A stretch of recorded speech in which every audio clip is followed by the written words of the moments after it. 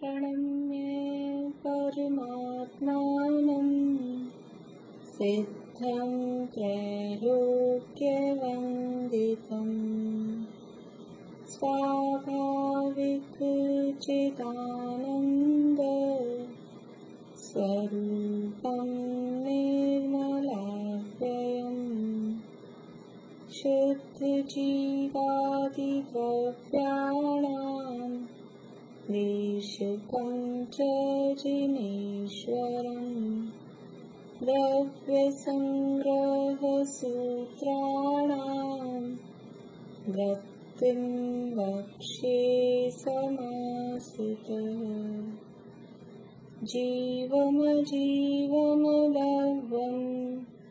जिणवर्वसहेण जीर्णनेत्रेष्ठं देवीन्दविन्दवन्दं वन्दे तं सर्वदा शिरसा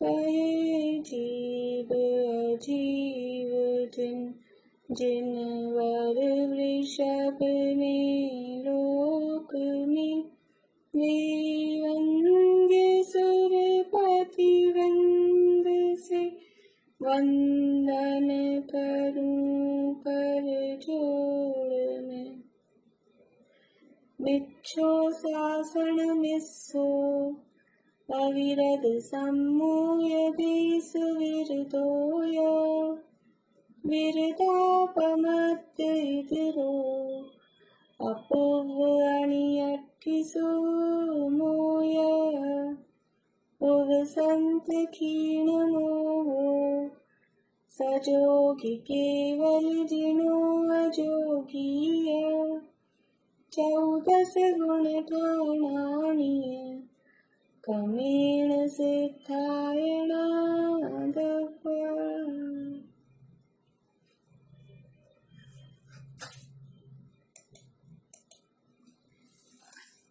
गाथाओं का पाठ करेंगे क्या कोई? बोलिए शिमला अभी।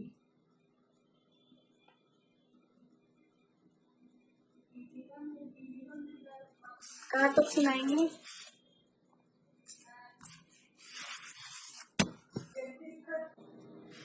अपनी चर्चा 37वीं गाथा के संबंध में चल रही थी। 37वीं गाथा का पाठ करते हैं एक बार। मोक्ष तत्व का वर्णन करने वाली गाथा है। चलिए पहले कुछ पूछ लेती हूँ मैं आपसे। सद्दो बंदो सुमो थूलो, इस गाथा में क्या बताया गया है? गाथा की लाइन मैंने आपको बताई है। इस गाथा में क्या वर्णन है? बोलिए रजनी जी।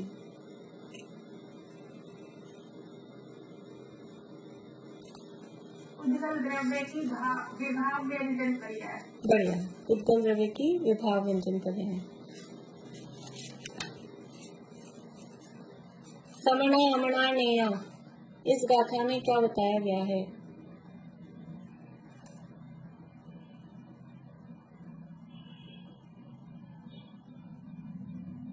सविता आंटी बोलिए।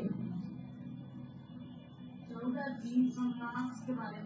बहुत बढ़िया, 14 जीव समास के बारे में बताया है। दव्य परिवर्त रूवो, इस गाथा में क्या बताया है? शिमला अभी।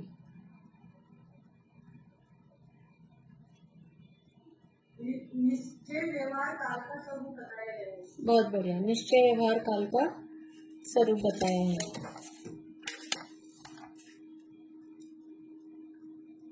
अट्ठ चतुर्णाण दंसन, इसमें क्या बताया गया है? सुनीता आंटी। दर्शन की भेद बताइए 8 प्रकार की। चक्षु अचक्षु नहीं, 4 प्रकार के, 4 के दर्शन नहीं। मीनू दी दर्शन हो गया। नहीं, भेद नहीं बताया।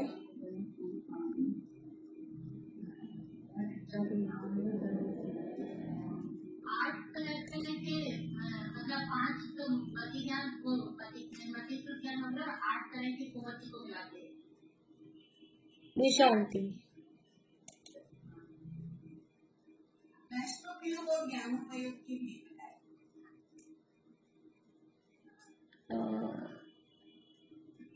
सही बात नहीं आई अभी भी।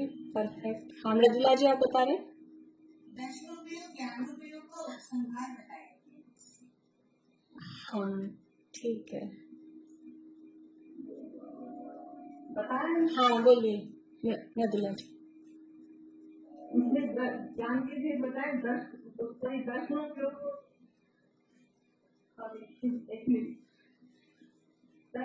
को ज्ञानोपयोग के लिए बताया। 8 को ज्ञानोपयोग है और 4 दर्शनोपयोग है। इसलिए दर्शनोपयोग की 4 विधि बताया। रजनी जी। इसमें ये बताया है कि व्यवहार से तो ये 8 प्रकार का ज्ञान और 4 प्रकार का दर्शन होता है, लेकिन निश्चय में से केवल 13 और वो है वो बहुत बढ़िया। निश्चय और व्यवहार से जीव का लक्षण बताया है। वो भेद तो पहले पिछली गाथाओं में बताई दिए थे, वो तो यहाँ नाम रिपीट किए हैं। अब तो चतुर्नाम दंसन वो शब्द देख कर आप लोग भेद कह रहे हैं, लेकिन बताया क्या है इस गाथा में कि व्यवहार से, ये व्यवहार से जीव के लक्षण है 8 प्रकार के ज्ञान और 4 प्रकार का दर्शन। और निश्चय से तो केवल जो शुद्ध ज्ञान दर्शन है वो। तो निश्चय और व्यवहार से जीव का लक्षण वो इस गाथा में बताया गया है, छठी गाथा में।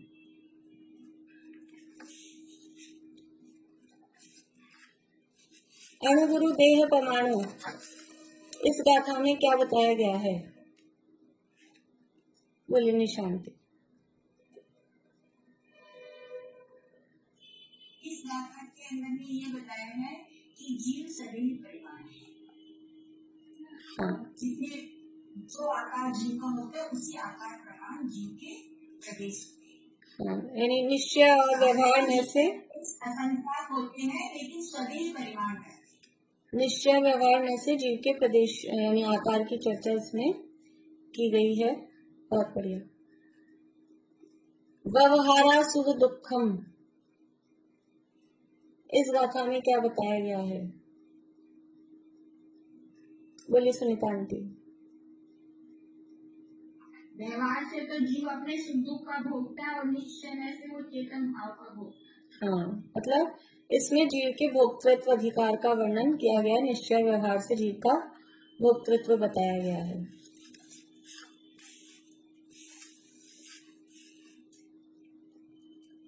लोयायास पदे से इस गाथा में क्या बताया गया है?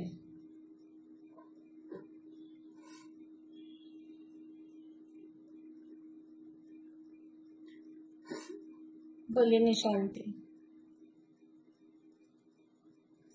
इस गाथा में निश्चय काल के विशेष लक्षण बताए गए हैं कि लोयायास पदे से 21 के हेच या 21 का जिस प्रकार रत्नों की राशि एक एक बिखरी हुई अलग अलग होती है, उसी प्रकार लोकाकाश के प्रत्येक प्रदेश में ये काल द्रव्य के एक एक कालानु स्थित है।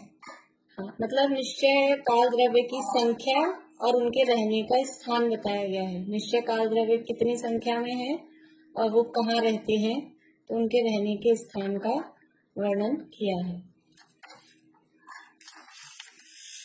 होंती असंख्या जीवे इस गाथा में क्या वर्णन किया है?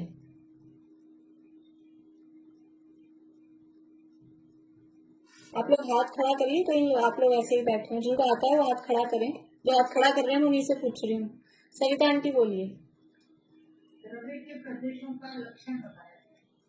लक्षण नहीं, संख्या। हर यानी 6 द्रव्यों के प्रदेशों की संख्या बताई गई है। बढ़िया। निकम्मा 8 गुणा इस गाथा में क्या बताया गया है?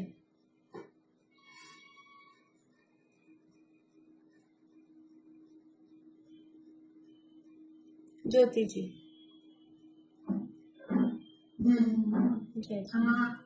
सिद्ध भगवान है वो निकम्मा 8 गुणा मतलब 8 गुणों से संख्या और 8 जो ज्ञान वर्णाली कर्म है उनसे रहित है।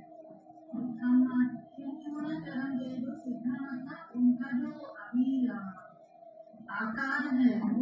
उनका जो कोशागार है वो उनकी जो लास्ट मिली थी उससे कुछ कम साइज का है और उनका निवास जो है लोग के हृदय में सीधा मतलब लोग के अग्रभाग में स्थित है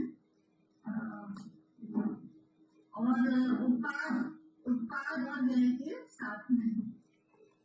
ठीक है, गाथा का अर्थ बराबर है, लेकिन इस गाथा में क्या बताया गया है तो हम शॉर्ट में बोलेंगे। तो इसमें जीव के सिद्ध स्वरूप और ऊर्ध्वगमन स्वभाव का वर्णन किया गया है। ये गाथा का अर्थ तो ठीक है, मतलब अर्थ से भाव आएगा, लेकिन शॉर्ट में हम बोलेंगे तो जीव के सिद्ध स्वरूप और ऊर्ध्वगमन स्वभाव का वर्णन किया गया है।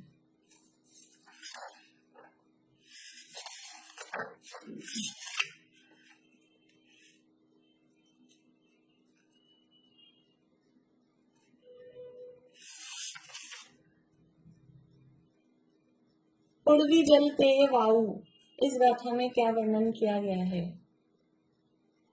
निशांति। जीव संसारस्थ है ये बताया गया है। बढ़िया। संसारी जीवों की अग्नि वायु वनस्पति, संसारी जीवों की स्थिति इसमें नहीं, ठीक है, संसारी जीवों की स्थिति बताई गई है। पैडिठ्ठि अनुभाग, इस गाथा में क्या बताया है?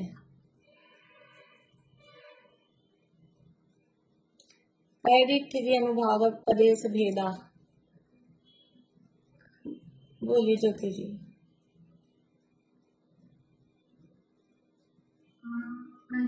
मतलब कर्म 4 प्रकार के,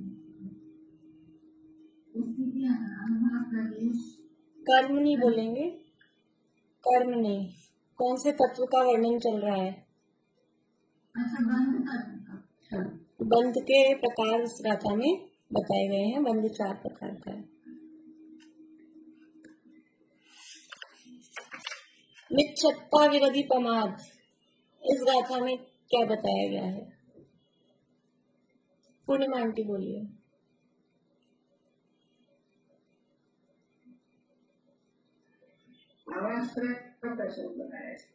भावाश्रव का स्वरूप या भावाश्रव के भेद इसमें बताए गए हैं।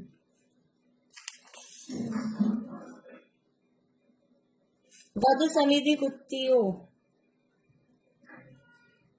इस गाथा में क्या बताया गया है? सरोज भाभी, सरोज भाभी।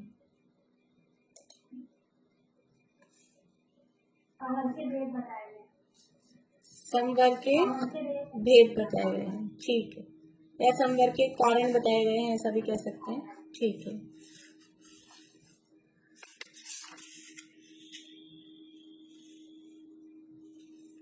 नाना वर्णाधीनम, इस गाथा में क्या बताया गया है?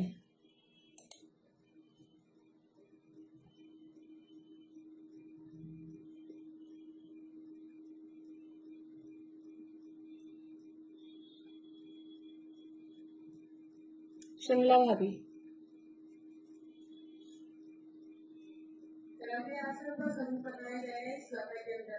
प्रव्याश्रव का स्वरूप बताया गया, बढ़िया। चलिए, मोक्ष तत्व का स्वरूप बताने वाली गाथा कौन सी है?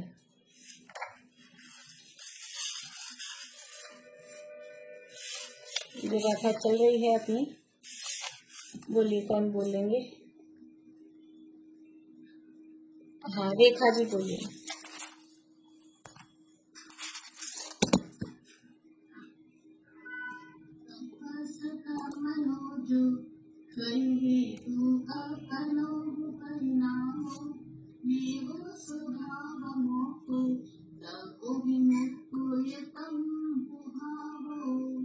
बढ़िया। जो सर्व कर्मों के नाश का कारण है, ऐसा आत्मा का परिणाम, उसका नाम भाव मोक्ष है, और जो कर्म आत्मा से सर्वथा पृथक हुए उसका नाम द्रव्य मोक्ष है। ऐसे मोक्ष तत्व का स्वरूप इस गाथा में बताया गया है, और उस मोक्ष को प्राप्त करने की विधि, मोक्ष को कैसे प्राप्त किया जाए, तो सबसे पहले, यानी बिल्कुल स्टार्टिंग से बात कर रहे हैं, ऐसा नहीं बड़ी बड़ी बातें कर दी कि ये कर लो, ऐसा नहीं। बिल्कुल हम कहाँ से स्टार्ट करें और उसके लिए क्या चाहिए, बिल्कुल स्टार्टिंग पॉइंट से यहाँ बात की है कि 5 लब्धियों पूर्वक वो सम्यक आदि की प्राप्ति होती है। और सम्यक की प्राप्ति एक बार हो जाए तो फिर काम तो बचा है, काम पूरा नहीं हुआ है, लेकिन फिर वो अपने आप प्रोसेस में जैसे चला गया है, वो अपने आप हो जाता है। फिर उसमें इतनी मेहनत नहीं, मेहनत तो एक बार वो प्रोसेस में लगने की है। मोक्ष मार्ग में लगने में मेहनत लगती है, क्योंकि वो अनादिकाल से संसार का ही अभ्यास है, तो इसमें बहुत पुरुषार्थ लगता है। और एक बार फिर वो लाइन पे लग गए तो यद्यपि पुरुषार्थ उसमें भी है, पुरुषार्थ नहीं है ऐसा नहीं है, लेकिन वो सहजता में यानी फीलिंग में ऐसा नहीं आता कि कुछ बहुत मेहनत लग रही है। जिस काम का फिर अभ्यास हो जाता है, तो देखो जो काम अभ्यास वाला काम करते हैं उसमें और बिना अभ्यास वाला काम करते हैं उसमें मेहनत तो दोनों में ही होती है। ऐसा तो नहीं है कि जिसमें अभ्यास उसमें मेहनत नहीं होती और जिसमें अभ्यास नहीं है उसमें मेहनत नहीं होती, दोनों में ही मेहनत होती है। लेकिन जिसका अभ्यास नहीं है उसमें मेहनत ज्यादा फील होती है, और जिसका अभ्यास है उसमें मेहनत फील नहीं होती, लगता है बस हो गया। तो एक बार वो मोक्ष मार्ग का अभ्यास वो हो जाए, प्रोसेस में लग जाए, तो फिर वो ऐसा कठिनता उसमें नहीं लगती है। यहाँ 5 लब्धि पूर्वक जो सम्यक की प्राप्ति होती है, 5 लब्धियों का स्वरूप यहाँ चल रहा है। क्षयोक्षम, विशुद्धि, देशना, प्रायोग्य और करण, ये 5 लब्धियां हैं। और पांचों लब्धियों में यानी क्षयोक्षम, विशुद्धि और देशना, इनमें तो मुख्यतः क्या है, साफ साफ ही कि इस तरह की स्थिति हो जिससे तत्व विचार हो सके, यानी तत्व विचार की मुख्यता है। ज्ञाना वर्णादि कर्मों का ऐसा क्षयोक्षम जिससे तत्व विचार हो सके, कषायों की ऐसी मंदता जिससे तत्व विचार हो सके, और गुरु के उपदेश को सुनकर उसके माध्यम से भी तत्व विचार चिंतन मनन उसको धारण करना, वो ये क्षयोक्षम लब्धि, विशुद्धि लब्धि और देशना लब्धि। फिर देशना प्राप्त होने के बाद में, देशना लब्धि हो जाने के बाद में उपयोग उस तत्व के स्वरूप में ही चिंतन मनन में इस तरह से लगता है कि विशुद्धि बहुत बढ़ती है। और वो विशुद्धि किस तरह से बढ़ती है, तो उसको कर्मों की तरफ से बताया कि कर्मों की स्थिति घट के अंतः कूड़ा कूड़ी सागर रह जाती है, और कर्मों में और भी बहुत सारे अपकर्षण और स्त्री कांडक घात और ये सब चीजें होती हैं। वो सब क्या बता रही हैं कि जीव की विशुद्धि बढ़ रही है। फिर ये जो विशुद्धि बढ़ रही है, ये प्रायोगिक लब्धि कहलाती है। और इसके बाद में और विशिष्ट परिणाम जीव के होते हैं जो कि करण लब्धि कहलाती है। और ये करण परिणाम ये 3 प्रकार के हैं, अधःकरण, अपूर्वकरण और अनवृत्तिकरण। अधःकरण का मतलब है कि जीवों के इस तरह के परिणाम कि जहाँ जो विशुद्धि है वो विशुद्धि सब जीवों की एक सी नहीं हो। एक सी नहीं हो मतलब जो बाद में आने वाला जीव है वो पहले आने वाले जीव की बराबरी कर सके, कुछ इस तरह की विशुद्धता वहां रहती है, इस तरह के परिणाम रहते हैं कि वो कम ज्यादा विशुद्धि वाले आपस में एक दूसरे की बराबरी कर लेते हैं। कम आगे पीछे जो जीव हैं वो भी उस विशुद्धता को प्राप्त कर लेते हैं। तो जहाँ समान समयवर्ती जीवों के परिणाम समान और असमान हो सकते हैं, या भिन्न समयवर्ती जीवों के परिणाम भी समान और असमान हो सकते हैं, वो कहलाता है अधः प्रवृत्तकरण। इसके बाद में विशुद्धता ऐसी बढ़ती है कि फिर कोई पीछे वाला जीव उस जीव की बराबरी नहीं कर सकता, फिर वो उस स्टेज को क्रॉस कर जाता है। वो विशुद्धता का जो एक लेवल था जहां तक सब पहुंच पा रहे थे, वो उससे और आगे बढ़ जाता है। वो स्थिति कहलाती है अपूर्वकरण। अपूर्वकरण में समान समयवर्ती जीवों के परिणाम तो समान या असमान हो सकते हैं, लेकिन जो भिन्न समयवर्ती जीव हैं उनके परिणाम भिन्न ही होंगे, उनके परिणामों में समानता नहीं हो सकती। यानी आगे पीछे वाले वो अपने परिणामों की बराबरी नहीं कर पाएंगे, बाद में आने वाला वो पहले आने वाले को पकड़ नहीं पाएगा, वो स्थिति कहलाएगी अपूर्वकरण। और बाद में आने वाले ने पहले आने वाले को पकड़ लिया तो वो कौन सी स्थिति में था, अभी अधः प्रवृत्तकरण में, तब वो पकड़ सकता है। और जो बाद में आया और उसने आगे वाले को नहीं पकड़ पाया, तो वो स्थिति है अपूर्व करण। इनमें चार चार आवश्यक काम होते हैं।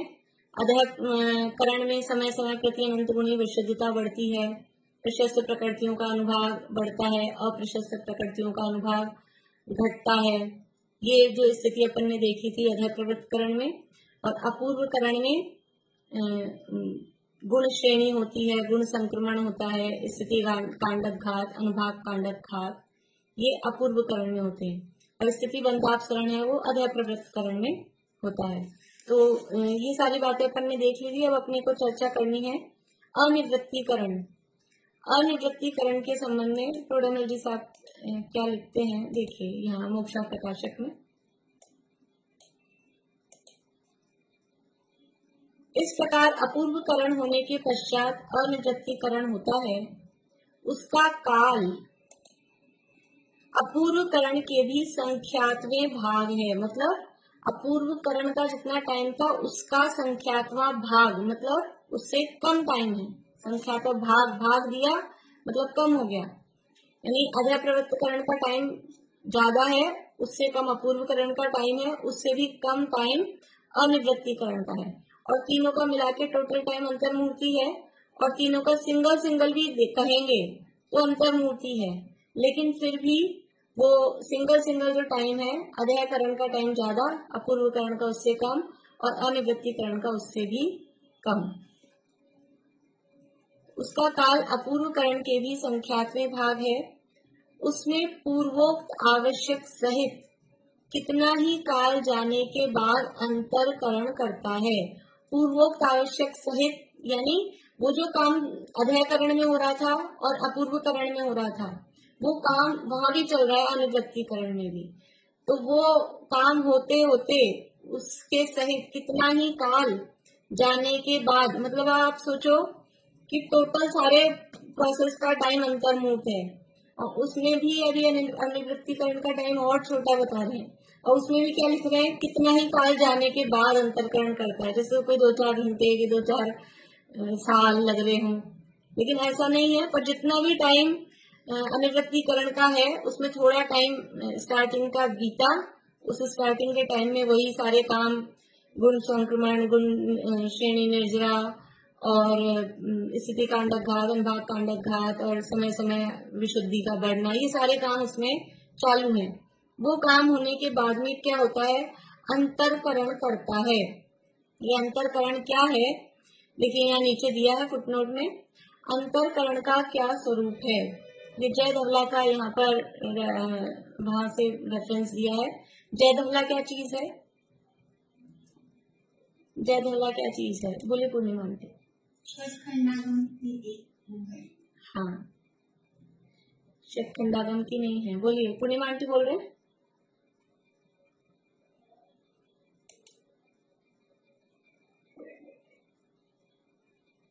नहीं, नहीं, ज्योति जी बोलिए। धवला तो खुद ही टीका है। नहीं, निशा आंटी फिर और कुछ बता रहे हैं। षटखंडागम की टीका ही तो जय धवला है ना? नहीं, षटखंडागम की टीका धवला है, ये जय धवला है कषाय पाहुड़ की टीका का नाम। वो दोनों साथ साथ ही हैं, इसलिए आप थोड़े कंफ्यूज हो गए। कषाय पाहुड़ की टीका का नाम जय धवला है। षटखंडागम की टीका का नाम, जो षटखंडागम के 5 खंड हैं उनकी टीका का नाम धवला, और जो छठा खंड है महाबंध, वो अपने आप में ही बहुत बड़ा है, उसका नाम है महाधवला। और कषाय पाहुड़ भी उसी समय लगभग लिखा गया, उसकी टीका का नाम है जय धवला। और ये तीनों ही धवला, जय धवला, ये वीरसेन स्वामी ने, वीरसेनाचार्य ने ये सारी टीकाएं लिखी हैं, इसलिए अंतर ही नहीं समझते हम लोग, एक ही समझते हैं, धवला बोलो, जय धवला बोलो, महाधवला बोलो, तो सब वो एक ही षटखंडागम की टीका समझ में आती है। लेकिन ये जय धवला है, वो कषाय पाहुड़ की टीका है। कषाय पाहुड़ किसने लिखा, बोलिए पूर्णिमा की। कषाय पाहुड़ किसने लिखा, वीरसेन स्वामी ने बोले ना। नहीं, वीरसेन स्वामी ने तो जय धवला लिखी। देखो अभी फिर से वो पंचमी आने वाली है, थोड़े एक आध महीने बाद। कषाय पाहुड़ लिखा गुणधराचार्य ने। कषाय पाहुड़ के रचयिता है गुणधराचार्य। और षट खंडागम के रचयिता शिमला भाभी, षट खंडागम के रचयिता मालूम है? हाँ, धरसेनाचार्य। तो धरसेनाचार्य नहीं, सॉरी, षट खंडागम के रचयिता धरसेनाचार्य। हाँ, पुष्पदंत भूतबली, वो षट खंडागम के रचयिता है। धरसेनाचार्य में पढ़ाया था, पर रचयिता है पुष्पदंत और भूतबली। और कषाय पाहुड़ के रचयिता है गुणधराचार्य। ये सब पैरेलल एक ही समकाल में हुए, एक ही समय में लगभग हुए। इधर षटखंडागम लिखा जा रहा था और इधर गुणधराचार्य के माध्यम से कषाय पाहुड़। ये सब जो द्वादशांग में जो 12वां अंग है उसके कुछ पार्ट हैं, उनके ही नाम है कषाय प्राभृत। ये षटखंडागम के जो हैं समय प्रावृत, जो समय सार है, ये मूल द्वादशांग के अंगों के पार्ट हैं। वो आचार्यों को जो ज्ञान था, उन्होंने अपने ज्ञान को समझ लीजिए लिपिबद्ध उस समय किया था। इसलिए ये मूलभूत शास्त्र कहे जाते हैं। और इनमें जो बात आ जाए वो सुप्रीम कोर्ट का यानी फैसला है। इन ग्रंथों की कोई बात अगर रेफरेंस दे दिया जाए तो इसके ऊपर अभी यानी समझ लीजिए कुछ नहीं चलता है। तो ये जय धवला। बोलिए ज्योति जी।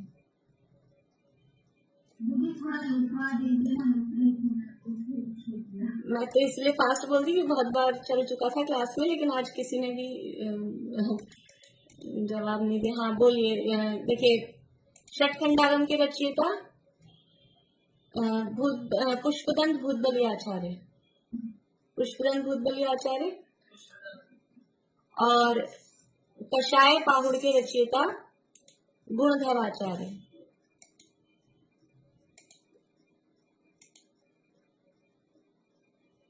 और षटखंडागम की टीकाओं का नाम है धवला या धवल। और कषाय पाहुड़ की टीका का नाम है जय धवल या जय धवला। और ये धवला और जय धवला दोनों के ही जो लेखक हैं, रचयिता हैं, वो है वीरसेन आचार्य।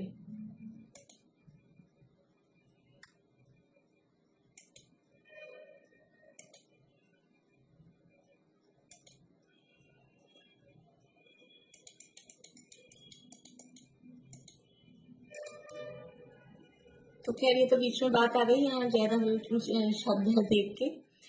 यहाँ ये अंतरकरण का क्या स्वरूप है, ये जय धवल का यहाँ रेफरेंस दिया है। विवक्षित कर्मों की अधस्तन और उपरिम स्थितियों को छोड़कर मध्यवर्ती अंतर मुहूर्त मात्र स्थितियों के निषेकों का परिणाम विशेष के द्वारा अभाव करने को अंतरकरण कहते हैं। विवक्षित कर्मों की यानी जिसकी बात चल रही है, अभी दर्शन मोह की बात चल रही है कि चारित्र मोह की बात चल रही है, क्योंकि करण परिणाम अलग अलग जगह पे होते हैं, ये हम देख चुके हैं।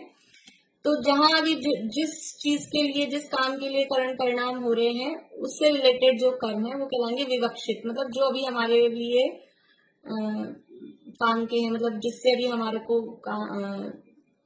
जो मुख्य है, विवक्षित का अर्थ होता है जो मुख्य है, अभी जिसकी चर्चा चल रही है वो।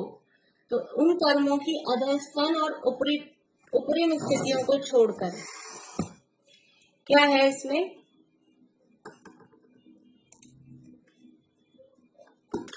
जैसे कर्म है, कर्मों को बताने के लिए निषेध जो होते हैं उनको ऐसे लंबी लाइन में बताया जाता है, इस तरह से ये कर्म है, ये सब कर्म लगे हुए हैं लाइन से, इस तरह से।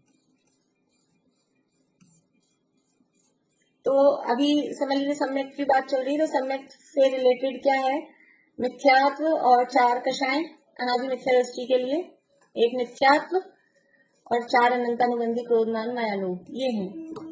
तो मिथ्यात्व की बात अपन देखें तो ये जो समझ लीजिए इस जगह जीव को सम्यक दर्शन होना है, ये वाला टाइम पे, ये वाला जो टाइम है, ये वाले टाइम पे सम्यक दर्शन होना है।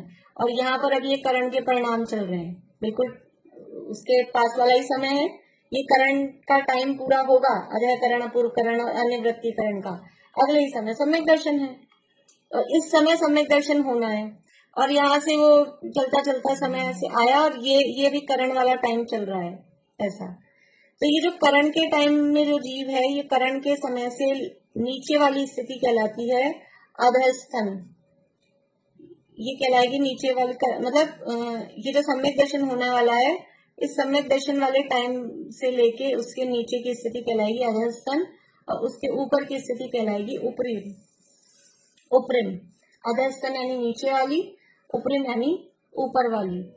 तो ये जो विवक्षित कर्म है, समझ लीजिए मिथ्यात्व नामक जो कर्म है अभी हमारे लिए विवक्षित, उसकी अधस्तन और उपरिम स्थितियों को छोड़कर मध्यवर्ती अंतर्मुहूर्त मात्र स्थितियों के निषेकों का, अब ये जो बीच की स्थिति है, इस जगह हमको सम्यक दर्शन होना है।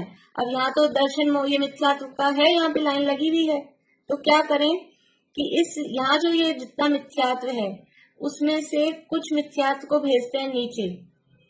अब ये बोलने की भाषा है, भेजते हैं, करते हैं, वो सब ऑटोमेटिक होता है अपने आप, करता वर्ता कोई नहीं है, सब अपने आप होता है, लेकिन बोलने के लिए ऐसी भाषा बोली जाती है।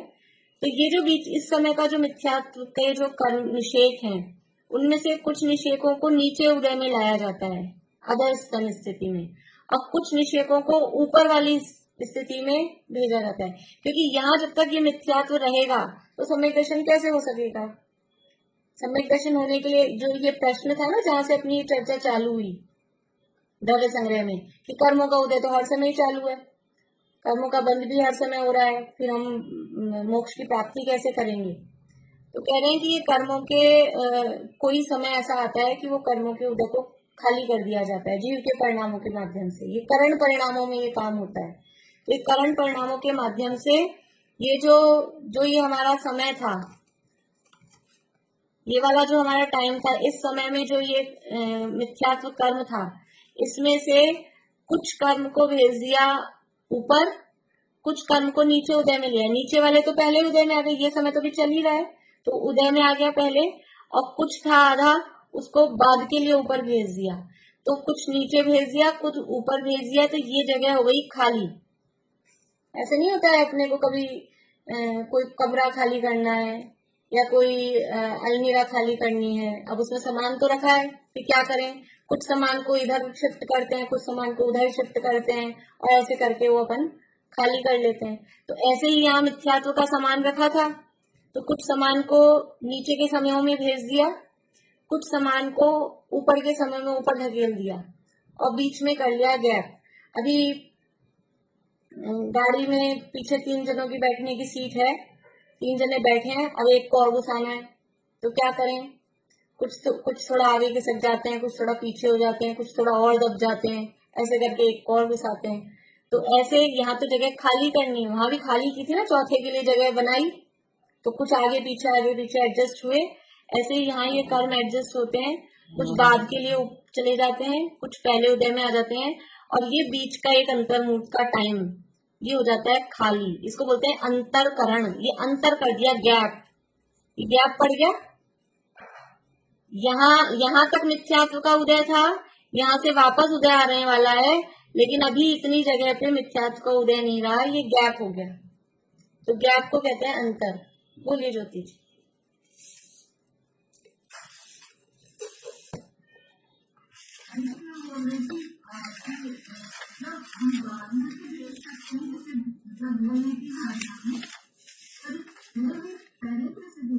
पहले भी वो जल्दी उदय में आ जाते हैं ना, उनको इस परिणामों से सब हो जाता है, परिणामों के निमित्त से इस तरह की प्रक्रिया। ये जो करण है ना, अनिवृत्ति करण, ये तीनों ही करण ये यही काम करते हैं। ये करण इसीलिए है, करण लब्धि में ये काम होता है। ये अंतरकरण, इस अनिवृत्ति करण के परिणाम में अंतरकरण होता है, तो ये करणों में यही काम होता है।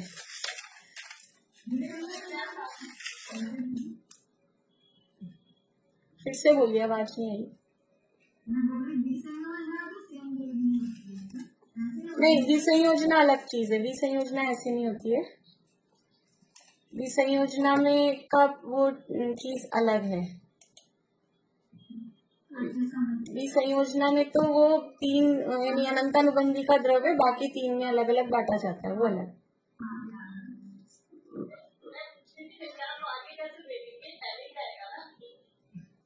ये परिणामों से ऐसा होता है, परिणामों से ऐसा होता है, कुछ को यानी पूरा का पूरा एक साथ उदय में नहीं लाया जा सकता है, तो कुछ को ऊपर धकेल दिया जाता है आगे और कुछ को पहले ले लिया जाता है। परिणामों के निमित्त से अपने आप ऑटोमेटिक इस तरह ये परिणाम मतलब कौन से परिणाम, अभी हम चाहे तो कर लें ऐसा नहीं होगा। ये जो अनिवृत्ति, हाँ प्रथमोक्षण होता है तो वापस दोबारा से मिथ्या तो आएगा ही आएगा। नहीं इसलिए आगे भेज दिया आएगा ही आएगा, वो तो खैर उसके बाद में चार रास्ते हैं, लेकिन वो एक बार तो भेज दिया, एक बार तो उसको भेज दिया। ये करण जो है, करण में यही काम होता है। ये करण किस लिए है, अनिवृत्ति करण में यही काम होना है गैप बनाने का। वो ऐसे स्पेशल परिणाम होते हैं कि इस तरह से वो गैप बनता है इसमें, कि वो मिथ्या तो कुछ अभी उदय में आ जाता है, उदय में आके खत्म हुआ, कुछ बाद में आएगा, उसको पॉज, उसको रोक देते हैं। परिणामों के निमित्त से इस तरह की स्थिति होती है। जैसे उसमें नहीं करते हैं क्षयोक्षम में सदवस्था रूप उपशम, क्षयोक्षम में भी होता है ना कि उदीर्णा में नहीं आ जाए जल्दी तो रुके रहो, तो यहाँ पर वो सदवस्था रूप उपशम नहीं है, ये कहलाता है अंतरकरण। यहाँ गैप किया है, बिल्कुल उस जगह को खाली कर दिया, मिथ्यात्व से रहित कर दिया। तो ये आप लोगों के पास गुणस्थान विवेचन हो तो ये वाला लास्ट में ये चित्र इसी तरह का ये चित्र यहाँ बना हुआ है, इसमें और देख सकते हैं गुणस्थान विवेचन के लास्ट में ये अंतरकरण के लिए, औक्षमिक सम्यक के लिए, और ये मोक्षा प्रकाशक का जो अपन पढ़ रहे हैं उसी का रेफरेंस यहाँ पर दिया है इसमें गुणस्थान विवेचन में। तो देखिए यहाँ हाँ बोलिए बुआ। हाँ ये परिणाम होते हैं अपने आदयकरण अनिवृत्तिकरण, कौन कौन से गुण इसका नाम है, कितनी बार होते हैं? ये टोटल तो ऐसे कहते हैं 10 बार होते हैं, लेकिन मुझे भी 10 तो पूरे याद नहीं है। जैसे क्षयोक्षम ये प्रथमोक्षम सम्यक के लिए होते हैं करण, 3 करण।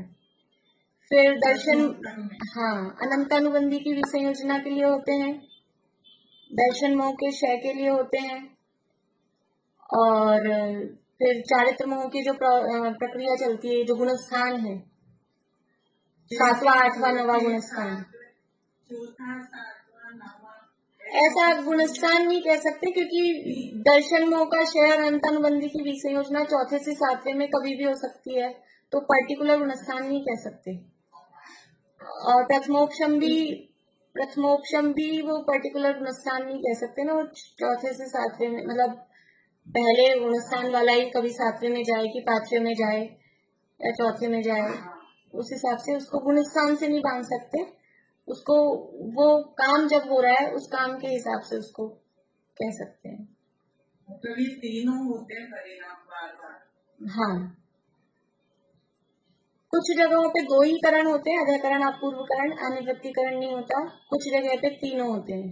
तो क्षयोक्षम सम्यक के लिए 2 ही करण होते हैं, वहाँ अनिवृत्तिकरण नहीं होता। और प्रथमोक्षम सम्यक के लिए, दर्शन मोह के क्षय के लिए, अनंतानुबंधी की विसंयोजना के लिए, चारित्र मोह के नाश के लिए, वो तीनों करण चाहिए वहाँ पर।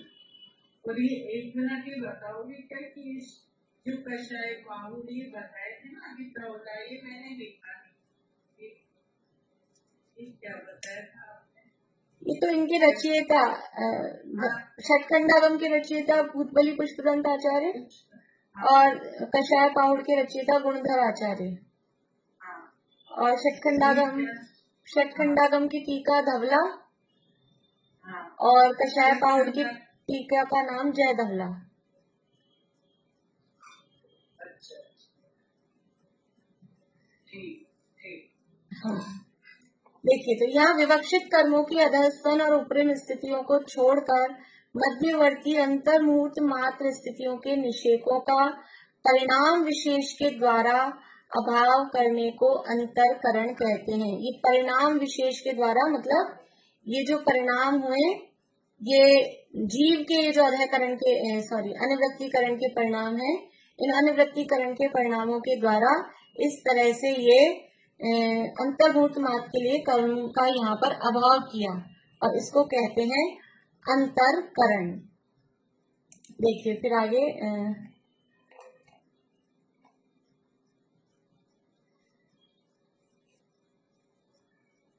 जो अनुप्रतिकरण के काल के पश्चात उदय आने योग्य ऐसे मिथ्यात्व कर्म के अंतर्मुहूर्त मात्र निषेध उनका अभाव करता है, उन परमाणुओं को अन्य स्थिति रूप परिणमित करता है तथा अंतरकरण करने के पश्चात उपशमकरण करता है। इसमें तो टाइम लगेगा, अपने को समय हो गया है आज। ये कल उपशमकरण की बात मैं सोची थी आज पूरा कर लें इसको, कल इसको पूरा करेंगे अपन।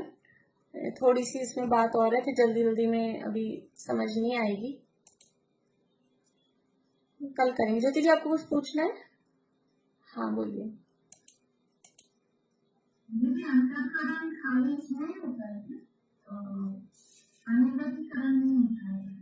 हाँ, यहाँ अनुप्रतिकरण है, यानी दर्शन मोहनीय में यानी इसको वो भी बोलते हैं उपशम, जैसे हम बोलते हैं, तो ये प्रशस्त उपशम कहलाता है। ये जो अंतरकरण किया ना, इसको बोलते हैं प्रशस्त उपशम। और अनंतानुबंधी आदि कषायों का वो होता है अप्रशस्त उपशम। जो शय उपशम में अपन उपशम देखते हैं वो अप्रशस्त उपशम है, ये कहलाता है प्रशस्त उपशम। तो इसके और भी नाम मिलते हैं। थोड़ी सी कर्णानुयोग की बात है, पर ये कर्णानुयोग के बिना इनको समझाया नहीं जा सकता है, क्योंकि कर्मों के माध्यम से जीव के परिणामों को दिखाया जा रहा है। ऐसे कैसे बताएं जीव के परिणाम, बस बोल देंगे, लेकिन ये कर्मों की उथल पुथल के माध्यम से ये जीव के परिणाम दिखाई दे रहे हैं। कर्म नहीं देखना है इसमें जीव के परिणाम कैसे हो रहे हैं, वो जीव के परिणाम यहाँ पे समझ में आ रहे हैं कि ये अभी तक कैसे परिणाम थे और इन परिणामों के निमित्त से ये स्थिति बनी है, उसके बाद में फिर क्या होने वाला है, तो जीव के परिणामों को यहाँ पर बताया जा रहा है। चलिए अभी यहीं पूरा करते हैं। जय जय।